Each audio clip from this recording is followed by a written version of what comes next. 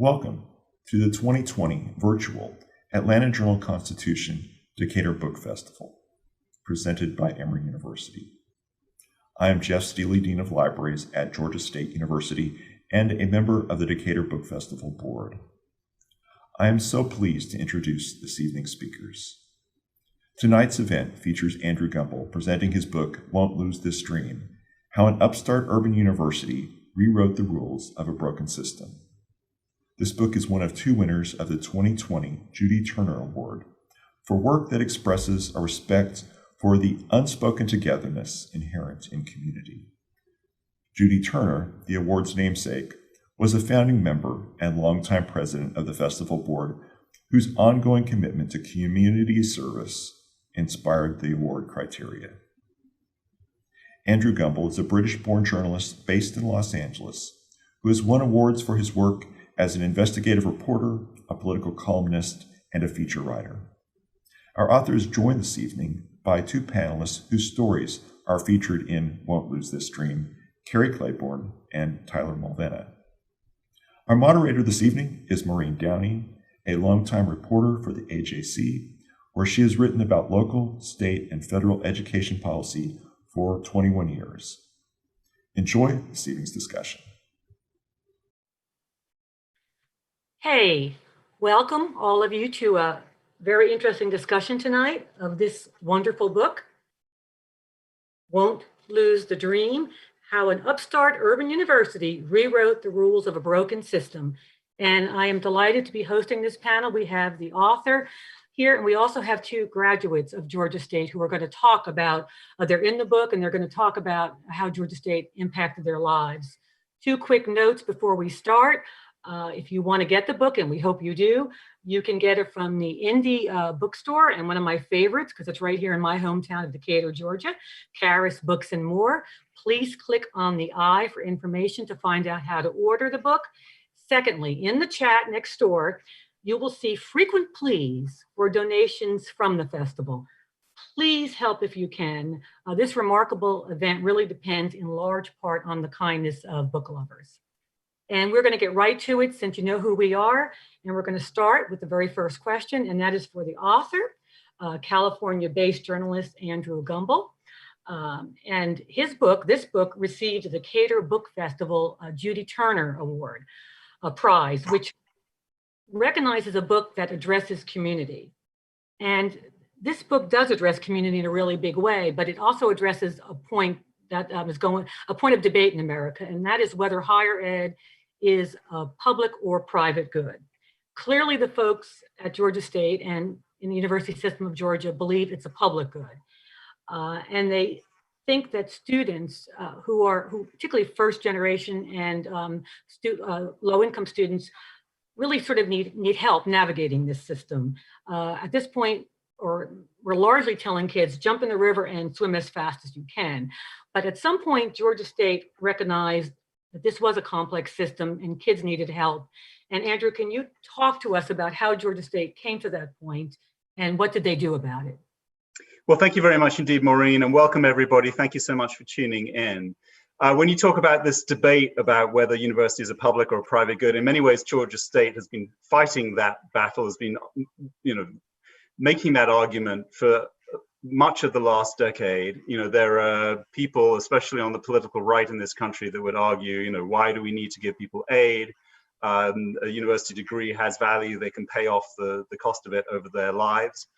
And, the way that shifted in Georgia specifically, I think, was a recognition at the highest level of government, the governor's office and the legislature, that the workforce needs feeding, essentially. And if the main universities in this country are failing people at a rate of up to 50%, not only is that a tremendous waste of the resource that the university represents, but it also does not give the economy the skilled labor force that it needs.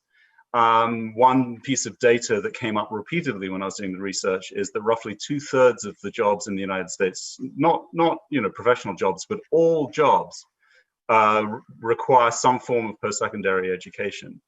So this creates a lot of pressure from different angles that have, helped inform the changes that Georgia State have enacted. From a more conservative, business-oriented mindset, the need for skilled labor, and from a more social justice oriented mindset, the notion that loading people up with debt when they come from lower income families and sending them away without a degree is morally reprehensible, essentially. And that the third plank of it is also a recognition that universities have been failing in large part as institutions. They've done very well for those students who are in the upper quartile of the socioeconomic pile. The ones who come in with money, with parents who went to college, they tend to do very well. They've been benefiting increasingly over the last 30, 40 years. Everybody else has slid back. And Georgia State's initial insight was that this had something to do with the way universities work, that there are obstacles that universities wittingly or unwittingly put in the way of students who may not have that inherited understanding of how higher education works. And it causes them to drop out, not because they aren't capable, not because they aren't bright, not because they aren't driven, but because they hit walls that literally stop them from progressing forward. They run out of money, or they can't get the courses that they need in the order that they need them in a timely fashion. And suddenly everything that they've worked so hard for and are often busting every bone in their body to achieve, they just have to give up. And that realization in turn has changed a lot of things, which I'm sure we're going to be talking about over the next hour, and that Cary's story and Tyler's story really exemplify. And Cary, can you tell us your story? Because one thing that this book has that is very effective, it has so many real students and real student voices. And yours is one of the most memorable in the book. And you have a quite unique story because now you actually work for Georgia State in a pretty good position. So please tell us about your story. Thank you. So I actually came to Georgia, come by way of New Jersey. I moved down here. I heard about the Hope Scholarship. I thought, wow, this is amazing. When you graduate from a high school, you do really well. There's a such thing as a Hope Scholarship where they're going to help you go to college and continue on that education. Fortunately or unfortunately, when I was in high school and I moved down here, I didn't do as well as I thought I was. And I wasn't part of that group that were going to get the Hope Scholarship. I was searching for a school. As I would drive around Atlanta, I would see Georgia State. It represented so much to me that I thought, wow, this is where success is kind of happening at. This is where I want to be at.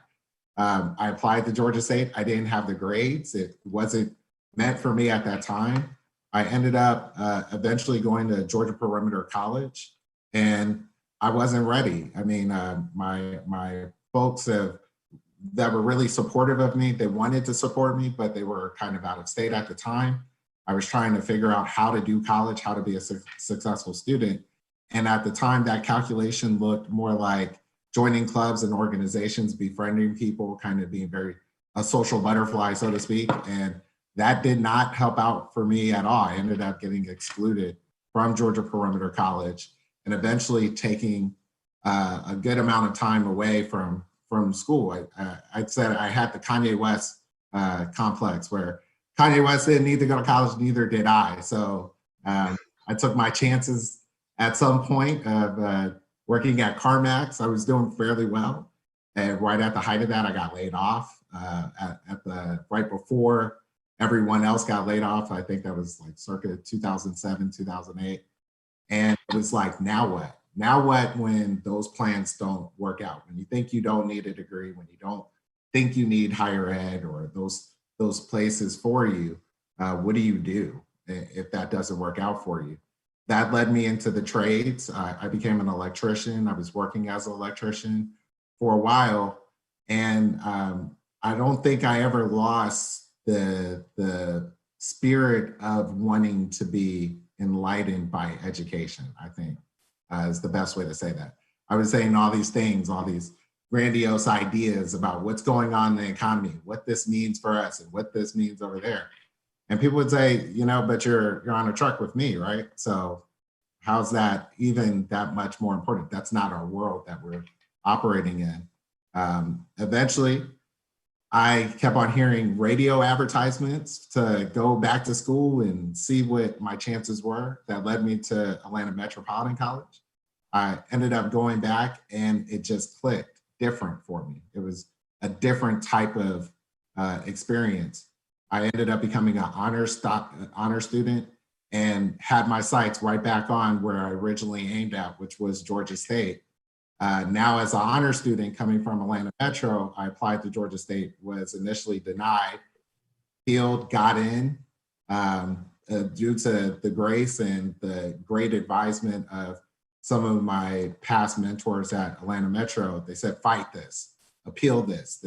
This is what you want, and the world's not built this way for people to always get what they want out of this, especially when the system is kind of structured in a way that they've told you this isn't going to work out for you this well. So I ended up appealing, I got in, and then from there, I got in for a fall term. I said, no.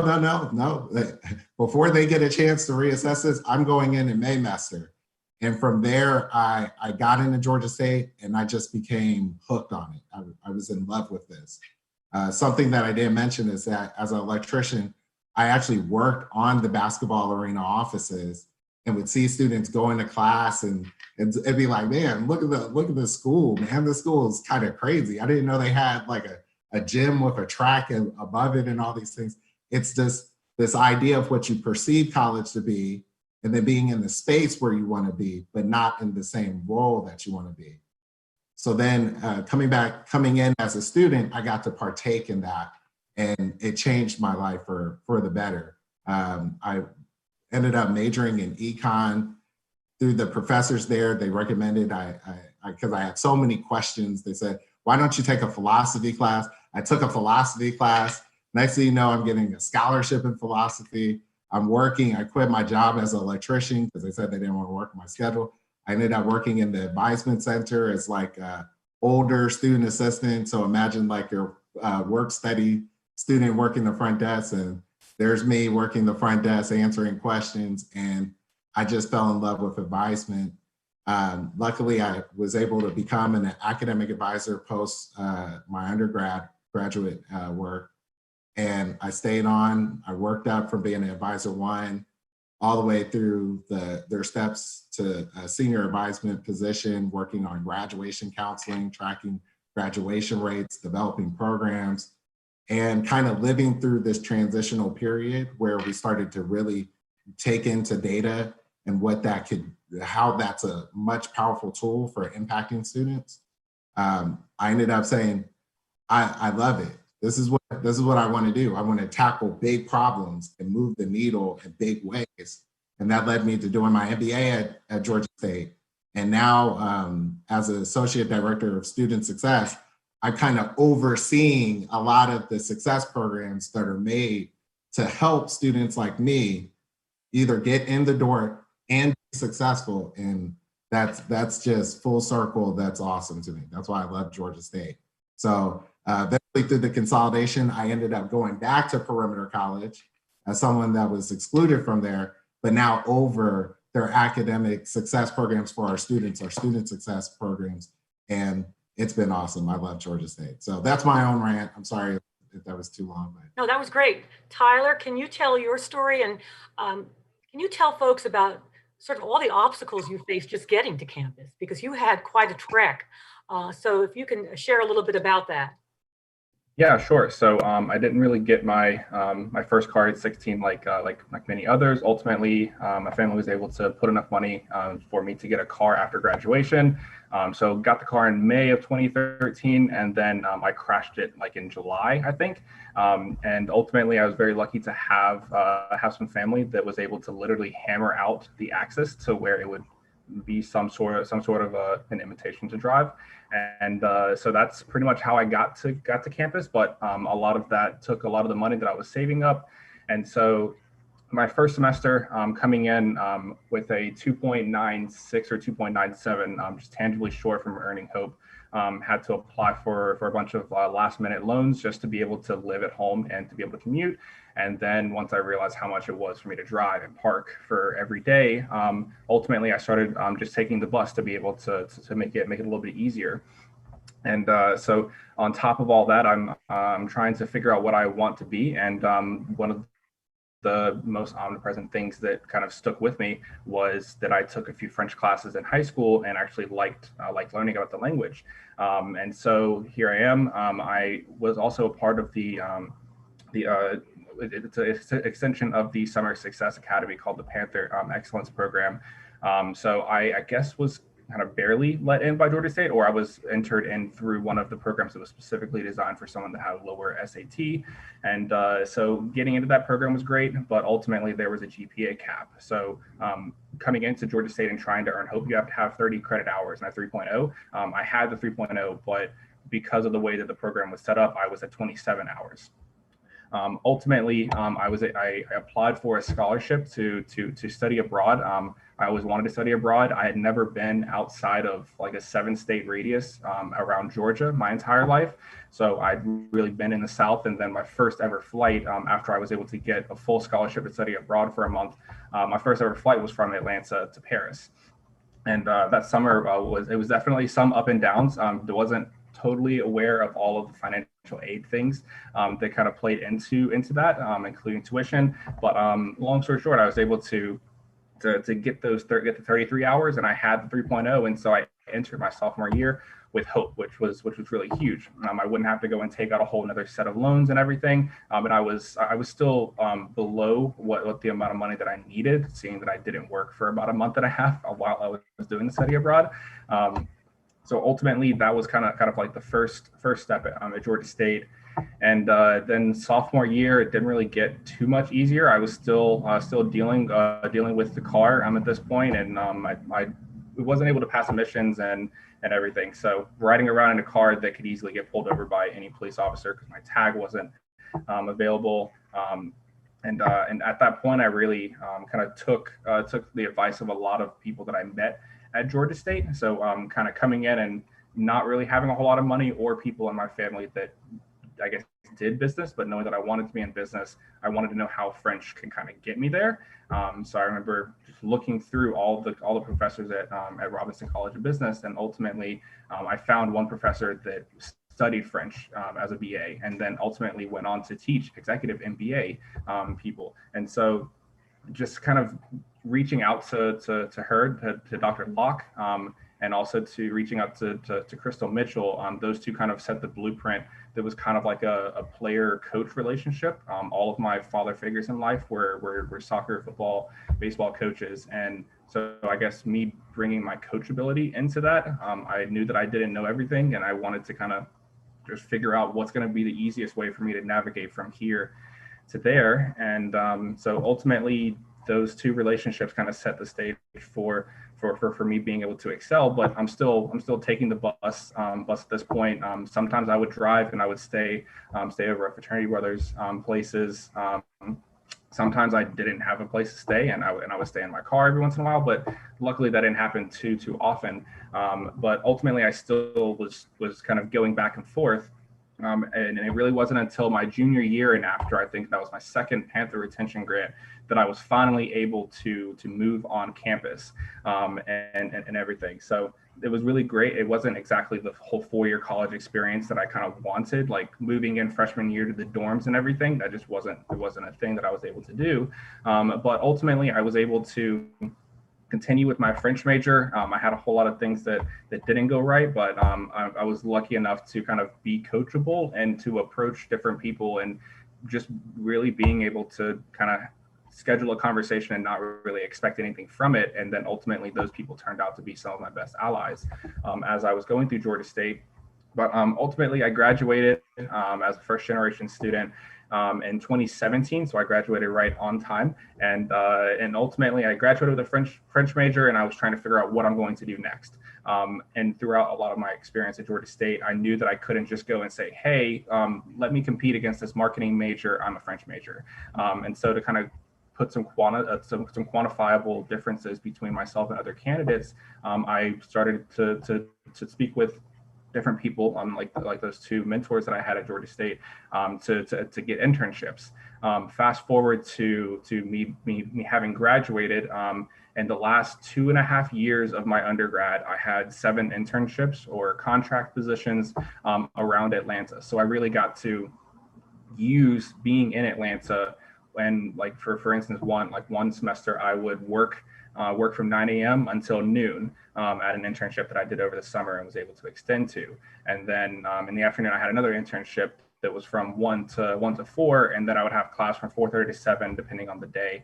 And so ultimately, taking all of those experiences really propelled me into my first full-time position, which was also where I had my first internship, which was an Intercontinental Hotels Group. So it was really cool that I got hired to essentially be a product management intern for a translation management tool. So that's where the French language kind of came in. And I'm very, very fortunate that that's the way that everything happened, because after I graduated, I ended up being a project manager, expanding some of the initiatives that I got to actually work on in my first internship. And so ultimately, based on those two experiences, I still felt a little bit in my comfort zone, and so that's what's moved me out here to Austin, Texas, where I got to. It was a year and a half after graduating without a job. I took a full-time job working at IBM, and that was a great experience overall. And since then, I've been able to pull off 2 product management positions full grad. So ultimately, not exactly where I want to be in terms of like my dream job or what have you, but I think that all the things that I got to learn and all the people that I got to interact with at Georgia State really got me prepared to be able to navigate places where the rules aren't written per se. And so that's ultimately some of the experiences that I get to still build on today. And I'm very lucky that the university is expanding a lot more of the things that impacted me, since I was kind of in one of the smaller subsets of some of the initiatives early on. I wanted to just interject for a moment and just say, one thing I really loved about both Cary and Tyler when I met them and heard their stories is, they're both people who don't accept what they're told. They push, they hustle, they try and figure out a way around obstacles. And one thing that was very striking to me was, when Cary was at Georgia State, this, predated a lot of the reforms that maybe we can talk about in a little bit of detail to help the audience understand, the kinds of supports that Tyler managed to enjoy. Cary was told, one thing that really struck me, Cary, was when you're told at a certain point, the system wasn't designed for people like you to succeed, essentially. There's a sense that if you slip even a little bit, that's kind of that, unless you're someone like you who knows how to push back and figure it out and push forward, and regardless. And Tyler, I feel like, when you suddenly found you were told on the one hand you don't have enough credits to qualify for Hope, and then on the other hand you don't have enough money in order to pay your tuition, how you figured out a way around that with the help of the Georgia State program to have this micro grant, the Panther Retention Grant, that gave you the money you needed to get to where you needed to go, that kept you in school. It's very striking how someone who has that personality like Cary didn't have that opportunity, felt that the system was still sort of stacked against students like him. Tyler, I don't know whether you felt that the system was stacked against you, or if you felt that things were beginning to shift. And Cary, as you now work at Georgia State, the sense of, has that changed now? Do people now come to Georgia State still feeling like the system's stacked against them, or is there really a sort of a fundamental change that's occurred over the last 10 years?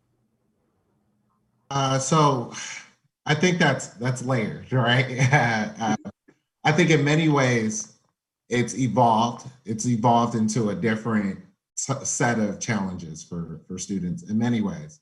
But I think Georgia State is now, a part of their DNA is leaning into those changes and trying to really challenge the status quo and say, okay, now that we've addressed this, I think at most universities, and I would say this is no shade to those other institutions, but at a lot of other places that we've talked, we visited or talked with other schools, maybe just doing one round of these innovations would be good. And they would say, this is good enough, and we've addressed this. At Georgia State, I think they're in a continual loop of, okay, this was what we did last year. Now what are the new problems that are come up? How do we address that? Okay, now what are the new problems, or what are the new challenges? How do we address that? And it's very cyclical in that nature. So I would say for me, I know as I navigated Georgia State, I think I came in right at the cusp where these great questions were being asked. And I came in at a time that gave us the room to hear people like me and say, I'm a good person, right? It's not that I didn't blow off school or I didn't blow off school on purpose. It's I just didn't know how to navigate it, right? And they were in a frame of reference that said, yeah, maybe we should lean into some of these things and hear people like this and come up with programs or initiatives that could help those students out. And I think by the time Tyler came around, which was just a few years later, those beginnings had started to kind of happen. I'm sure Tyler, he's experienced a different side of it because we had started to do the Panther retention grants and started to really look at the analytics and start seeing it. I came in at a time which is actually really interesting, Andrew, that you bring this up, because I came in at a time where when we first looked at the analytics system, my student profile was still in there. So I could see that as we were looking at students and trying to figure out, okay, what is risk and what is high risk? What is mid risk? What is low risk? What does that mean? I could look at myself and be like, whoa, wait a minute, I'm high risk. How am I high risk? I graduated, right? But it's showing that if this system was in place when I was a freshman, maybe, and we had those initiatives kind of set up at that point, maybe I wouldn't have fell so hard. Maybe those conversations would have changed. And maybe my academic advisor who was assigned to me would have had more of an intervention kind of plan for me to help me navigate through school. And I think that's part of it, is that it's not an indictment per se on higher ed that they couldn't see the blind spots. It's that it evolved into a place where these blind spots became more evident. And as we were looking to move the needle on higher ed, you had to lean in to move the needle on students like me. But once we did it, you saw this move for all populations. So that's what I would say about that. But I'm sure Tyler probably has some reflections about that as well. Yeah. I mean, I remember my freshman year, I was taking an econ course, and like I wasn't doing as well. I thought that I attended all the classes and did everything right, or what have you, but I wasn't doing as well in the course, and I was considering maybe dropping it out because at this point I had only, I think, 12 hours at that point, and so I had to figure out, am I going to drop this course? Is that going to put me further away from 30 hours that I need to get hope and everything? But ultimately, I was prompted by one of the university alerts. I think one of the university alert systems pinged one of the advisors that sent me an email and said, hey, like we have like the internal system that said that you're not doing as well, and we're approaching the final point that you can withdraw without having an effect to your GPA. And ultimately, I had the conversation with the advisor and decided to pull out of that course. And the following semester, I took that same course again, and I was able to make a B+ in it. And in another position, I was trying to figure out what elective was going to work, and I knew that I had to take a speech 1000, which I think was media, culture, and society. And in my mind, I'm thinking, well, why can't I just take instead of speech 1000, I can take speech 1500 because it was a public speaking course. And I was like, oh, well, on top of me learning about the media, culture, and society, I get to learn about public speaking as well. And ultimately I registered for that. And then I think it was like 2 or 3 days before the registration deadline at the beginning of the semester, I got another ping from the advisor that ultimately said, like, you can take this, but it's not going to do anything. And you're going to have to take the speech 1000 course next semester if you don't take it now. So ultimately I switched that back over, and I didn't lose any momentum doing it the right way, because I was trying to learn as much as I could. And if I'm going to have to take a speech class, why not learn about public speaking? But it doesn't always add up that way. And so ultimately, that one of those experiences was what led me to kind of figuring out what I kind of wanted to do within the same portal that some of the advisors were using. So I would look and see, I could look into maybe I can be a finance and an accounting major, because some of their major electives were on the other major. So I would have some efficiencies there. And so I could literally spend hours and hours just looking at, do I have to be a French major? Can I be an economics major? Trying to figure out what's going to be the next best thing, so that when I went into the advisor session, I would ultimately know a little bit more of what I was talking about, since it's ultimately my schedule and everything. So having some of those experiences was awesome. I know that I was kind of special. I was a little bit earlier on into some of this, but I would spend, no joke, probably 2 to 3 times a week sitting in an advisor's office, just trying to figure out this next thing, even if it didn't have to do with next semester. Always trying to figure something out, always trying to ask for help from people that do that sort of thing. And that ultimately served me well, and I was able to benefit from some of these programs that are now being expanded to a larger student base.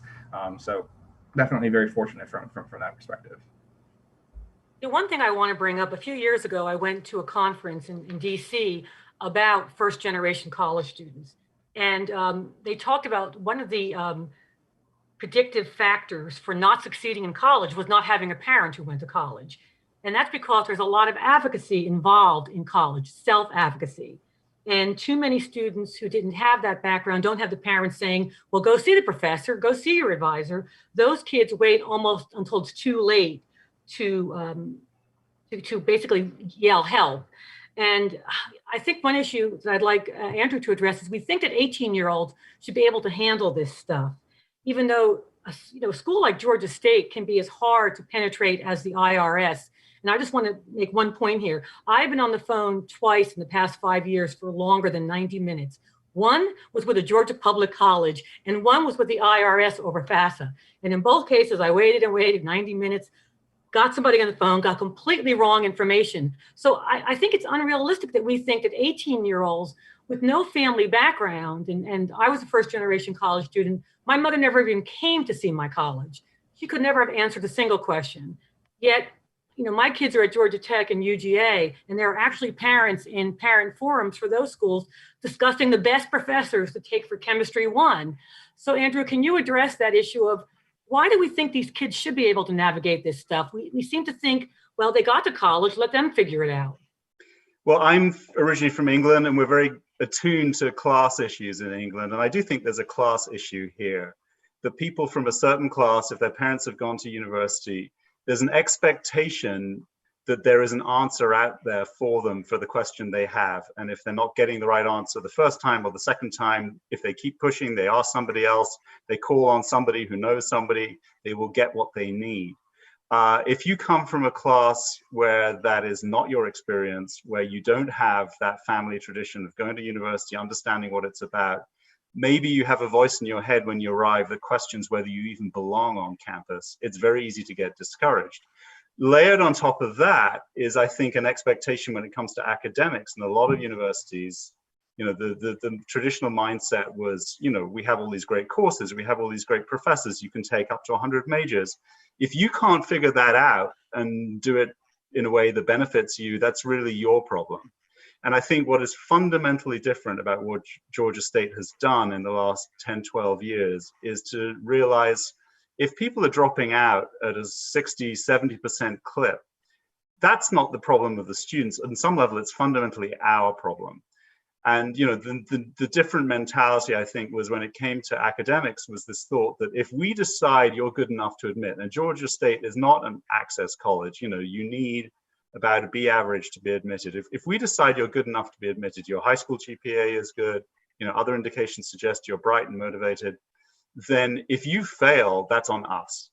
And I think that is a fundamental shift that has many, many implications. So if it is on the university to figure out how to keep students in school, what does that look like? Some of it is making sure they can take courses in the right order in a way that makes sense. So if they're in the pre-nursing program and they know going in that 80, 90% of them are not going to get into nursing, what can they do in that first year that's going to serve them well in a different major, rather than just lead them into a dead end and then they have to start over? When it comes to finances, how can we make sure that essentially we can get students through the system fast enough so their state grants, their federal grants, if they have them, don't run out and then they end up not able to finance the last 2-3 semesters of their college careers. And I've lost my train of thought here for a second. You asked something else about the mentality here. Well, I have readers who say to me, if a kid gets to college, we shouldn't be spoon feeding them. They should be able to figure out the system. But people have no idea how complicated this system is, Right. and the cost of making some wrong decisions. No, absolutely. And, I was going to come to this, so when it comes to the complication of the bureaucracy, one of the insights that Georgia State had in sort of 2015 was that a lot of the students they were admitting were not showing up on day one, and they couldn't figure out why. It's a phenomenon that is known in higher education as summer melt. And they looked into it, and it's very clear. Again, it's a class issue. That if you fill out the FAFSA form, the Federal Financial Aid form, if you don't qualify for federal aid, you have to fill out, I think it's a single sheet or a very simple, very straightforward form that says, here I am, I have this much money, no problem, I'm not going to qualify for federal aid, next. If, on the other hand, you want to get a Pell Grant or some other form of aid, you have to fill out pages and pages of financial disclosure forms. You have to get information from your parents. That may not be easy if your parents aren't together. Maybe you don't know where you can find these documents. You don't have a family accountant who can do it all for you. A lot of people find that incredibly daunting and or impossible to achieve. So one of the innovations that Georgia State came up with was they developed with a private vendor an artificial intelligence chatbot that would take a lot of the weight away from university administrators and saying, have you filled in FAFSA? You're having problems filling in FAFSA. Can we help you? And they built up a database of questions and answers for this chatbot, which had the great advantage that it was available 24 hours a day. And the time when administrators are in their offices is often not the time when students have those questions. So if at 1 o'clock in the morning somebody decides, I don't know what to do, they can reach out, they get an answer within seconds from the machine. And if they need follow-up help from a human being, the machine will alert a human being that this person needs that help. And it has had a dramatic effect at Georgia State in making sure that the people who get admitted do show up, that they get help with the paperwork. And again, I understand the sink or swim mentality, this idea, you're an adult now, you need to figure it out. But it's a question of making sure that there's a level playing field for that. That the students who do have resources and help, and everybody in life needs help for all kinds of things, if you're just assuming everybody can do it, what happens in reality is that the students who have access to resources are fine, and then the ones who are most vulnerable drop out. And Tyler, I think, is a great example of somebody who could easily have dropped out at several junctures in his university career. He didn't have terrific SAT scores coming in. There are schools that might have rejected him, flat out on that basis alone. But he had good high school GPA. He got into a program that gave him the support he needed academically. He got financial help. And, he graduated as a star student. And you look at him in retrospect and you think, how could we ever have considered letting somebody like him fail? But the fact is that people like Tyler fail out of college every single day of the week in this country. And, what Georgia State has understood is not only that that is unacceptable, but to build a system that ensures that it actually will happen significantly less than it has been. And both to Tyler and Cary, I'm going to ask one more question, also out of that conference I attended about first generation and low income students. What they talked about was the fact that these kids did well in high school because they never bothered the teachers and just did their work quietly. They were not distractions. They didn't demand energy and attention. Then you go to a school the size of Georgia State or any big university, and you have to ask for help. You have to, as Tyler said, sit in the advisement office several times a week. But I worry about the kids in a school as big as GSU who do not have your perseverance. Both of you have a lot of drive. So how does Georgia State find those kids who believe that they're supposed to simply keep their head down, do their work, and not bother anybody? Because that's what worked in their large high school where they were rewarded for that behavior. Yeah, Tyler, if you don't mind, can I go first? Go for it. I would say, I actually think about that sometimes, and I would reframe that differently, right? I would say in the year 2020, more students are low income than not. as you compare them to the average income for households and students that are just trying to make it. Along with this idea that we've kind of embedded in this idea that in order to make it to a certain level, you're going to have to invest somewhat either in yourself, by education, by trades or skills or anything through post-secondary education. So what you have is a good group of students that, and I would also argue this to a certain extent, that in many ways, a lot of students, my father went to school, graduated, has an MBA, and it's just a different atmosphere for him. College has just changed, evolved so much more. And now as you're looking at it, there are so many students trying to navigate this new landscape and they don't have the knowledge that says there's an easier way to do this, right? Because there's this idea that they got to do it on their own, or, you know, I don't need it on my own, then what does that say about the value that I bring into this college to accept me? They didn't accept me and say at my admissions letter, hey, you're admitted to Georgia State. Now, also, we admitted you because we want you to know about all these things. Right? So there's this gap for these students that kind of enter in. And I'm very passionate about it because I primarily deal with first year students all the time. And what I think the challenge that we've stepped up to is, yeah, this is much more like the DMV for a lot of students, right? If you go to the DMV and you don't know what's kind of going on there, this is a very complicated setup. Am I supposed to pull the number, then get in line? Do I go to that line? Do I go over here? How do I get my picture? Should I have a picture? These are very complicated design systems that were the best laid design at the time to get your driver's license, right? But if you had someone that met you at the door and said, okay, get your driver's license renewed, here's how we'll go about doing this. Georgia State is invested in that type of support. So continually asking ourselves is, where is the blind spot that needs to be met? Because a student shouldn't navigate Georgia State by just keeping their head down and doing it alone. That's not the state way. The state way for us is to tell that student, I know what you're trying to do. You think that this is the best way to do it. This is not the best way to do it. Let's get you some help as early as possible, whether it's through an early alert system that's driven by our data analytics, our freshman learning communities that say, let's make sure you don't take classes that don't count towards your major as early as possible inside of that program. Let's do as much as we can to meet at the door of the DMV and help get that driver's license as efficiently as possible. That's not to say for every student, this is as easy as a 5-minute trip to the DMV. And I think students are continually challenging us to become better aligned and even more efficient. That say with technology, this shouldn't take but 3 minutes. Why does it take 2 hours, right? 2 hours is a huge improvement off of the 10 hours that it would have for you. So it's challenging, yes, but that work, that commitment to meeting students leads us to say, when you're admitted, here is your advisor. Your advisor reaches out. Because I think when by the time Tyler came to school, we were still emailing students maybe their first month or so and saying, hey, you have an assigned advisor.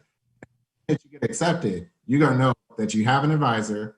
By the time the first 3 weeks come in, we're gonna talk about your academic coach. We're gonna get you caught to what I call the success net. That is kind of these very structured design things that we designed at Georgia State to get a student caught into the mix of how they can succeed. And I think that's how we run up against that challenge of first generation low income students and just students in general that are trying to make it through. They have a goal in mind. I came here, you said I could be a doctor at the end of this. Hopefully if I get a biology degree and I'm going to med school, I'm going to go do these things. I would like to walk inside of that identity. How can we get you to walk through that identity? And that's what I really do appreciate about Georgia State, is that we're committed to that. So Tyler, I know that was long, I'm sorry. No. Yeah, I think that the FLC piece was definitely very helpful for me. Like I still have one person that I keep in touch with every single week. Been very close friends, Tanya, and we met on the first day of our of our FLC. I think that once they kind of get, I think that Georgia State's done a good job of increasing the stickiness of kind of the program, of keeping people with traction and moving forward. I think that the next kind of step is where we're getting all these people to graduation. I think the next step is making sure that they're prepared to get jobs right after. And so I think that coronavirus has kind of thrown a wrench into a lot of different businesses. And so I think that there may be an opportunity for some universities to partner with maybe an IBM or some of these larger companies and say, hey, you're trying to fill X amount of headcount for these positions.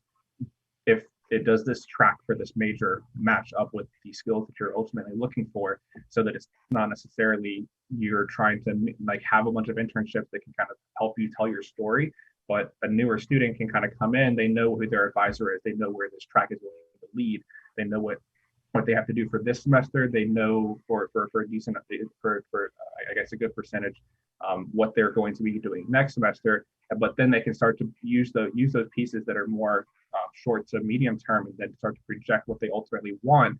And I think that I forget the name of the profile. I think Merit Pages is what it was, but essentially where Georgia State keeping track of all of the Dean's List pieces, but also if someone has an internship, it's kind of like a LinkedIn page that Georgia State can use to say, oh, this person was they majored in this and they ultimately went into this sort of career, so that it gives the students a little bit more of a longer term view once they have their major solidified and they're actually on that track. So from the first part, those FLCs make it to where they're not necessarily spend a whole semester into one particular area and then have to take a step back. I think that those two pieces kind of address the short to medium, and then more long-term goals, and hopefully the Georgia State and everything, getting these students early on into the advising room, into the coaching sessions, that will ultimately foster some sort of relationship with that I was able to be proactive about and to some of these students. So I think that from talking to other friends that went to other schools, I think that Georgia State's a little bit further ahead of it. But ultimately, I think that there's a lot of universities that are going to be heading in this sort of direction, which also further advantage of Georgia State. I wanted to say something about this subject as well, just quickly, which is, there's a fundamental idea at work here that comes from Tim Rennick, who is, the guru and overlord of many of the student success reforms over the last decade, and his deputy, Alison Calhoun Brown. They both were very gifted classroom teachers, believed passionately that they could teach anything to anyone, and that they could get, students from any background to thrive if they're given the right support. And I think that, that's bled over into administrative work. And the key idea is that what you do in the classroom with that kind of passion with students who you see, several times a week, is it possible to scale that up so that it applies to not a few, a couple of dozen students, but to tens of thousands of students as now exist on the Georgia State campus? And, as I see it, they've been brilliantly successful at that. And there've been a few pieces that have been particularly, important in that regard. One is the advising system that used to be, a reactive advising system. If you had an issue or you were worried about something, you had to go make an appointment, go see an advisor, and then maybe you'd get some help. Now, with this computer data system they have that keeps track of everybody's grades, everybody's registration, everybody's, everything that pertains to the public face of student work is being recorded, analyzed, and they can detect when there's a potential problem. They can call someone and ask, is this just an aberration or is this something we need to worry about?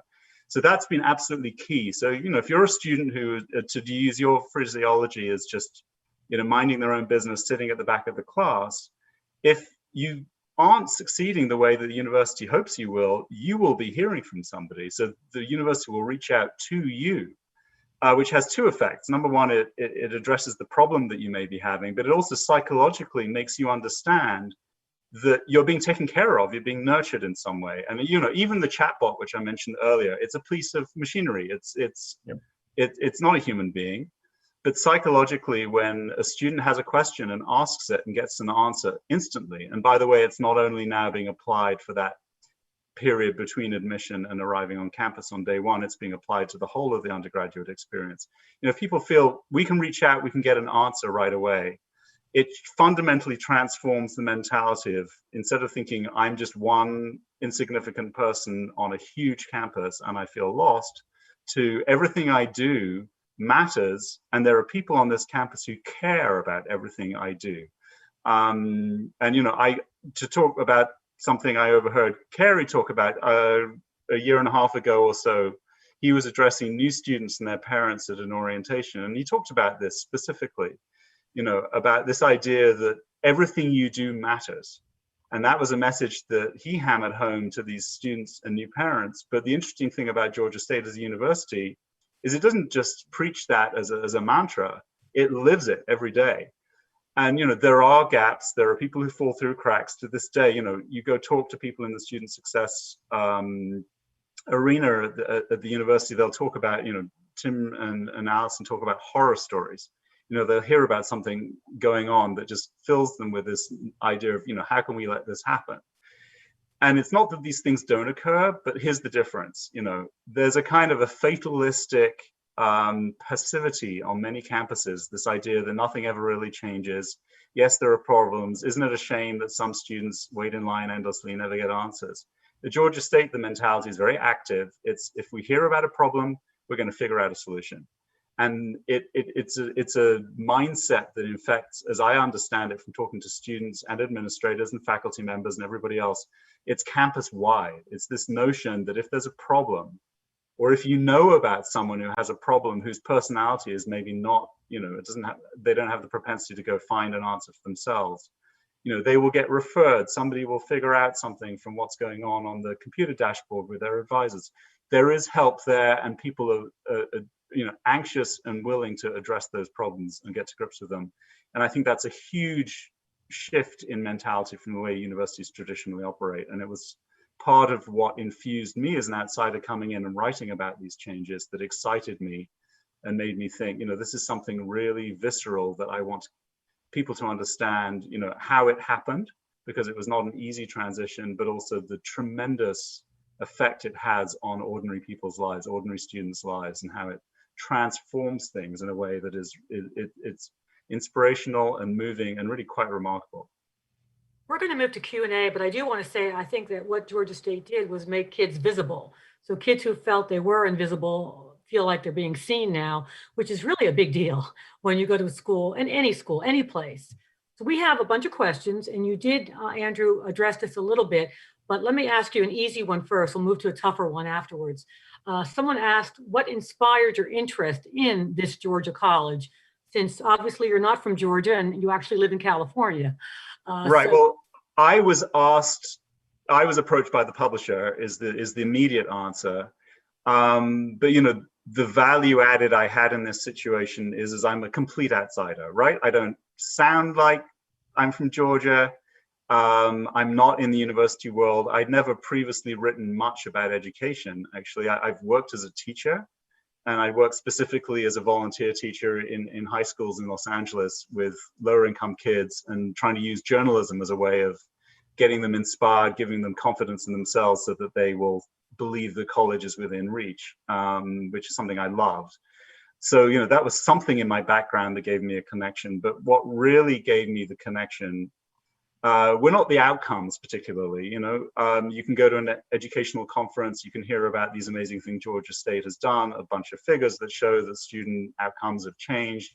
And, you know, you can nod your head and say, that's very interesting. What really got to me was really talking to the advisors, Cary and a colleague of his who Tyler mentioned, Crystal Mitchell, sitting in their offices, hearing their stories, hearing them talk about the students that they'd mentored, telling their stories. There was one student in particular who gets almost a chapter to himself. Crystal told me his story in her office. The same day I met Cary for the first time, she was in tears, I was in tears. And I said, I've got to meet this guy. Where do I find him?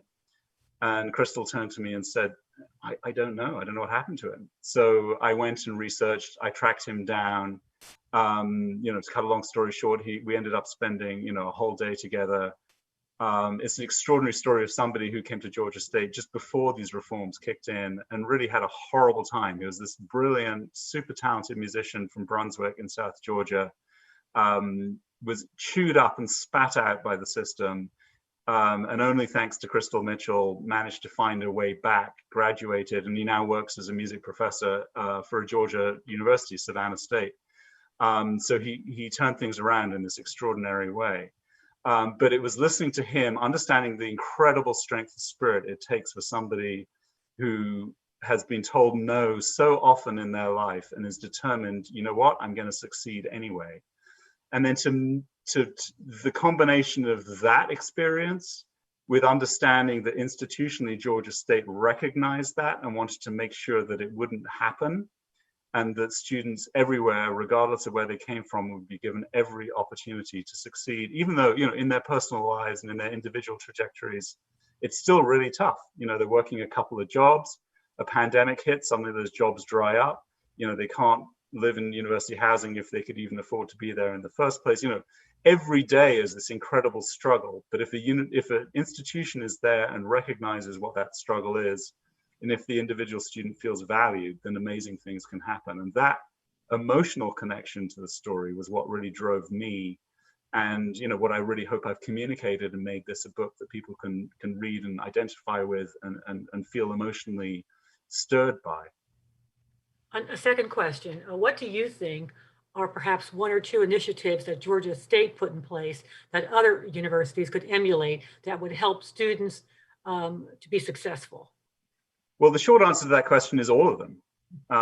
Tim Rennick, you know, talks about this a lot. He and his team invite other universities to come to Georgia State. You know, I don't think it's happened, unfortunately, in the last few months, but it was, you know, several hundred institutions have come to Georgia State to figure out, how do you do this? How can we do this ourselves? He goes out on the road. You know, he was going out, I think a third of his time was spent talking to other institutions about what Georgia State has done. And the brilliance of what he's done is it's about data, it's about having a pilot that you can demonstrate results, then expanding that out to an entire campus, demonstrating the results. And there's no reason, first of all, why other institutions can't do it. And in fact, other institutions have done it. There are a number of examples that in the last chapter of the book, I addressed this question head on, you know, how can we reproduce this elsewhere?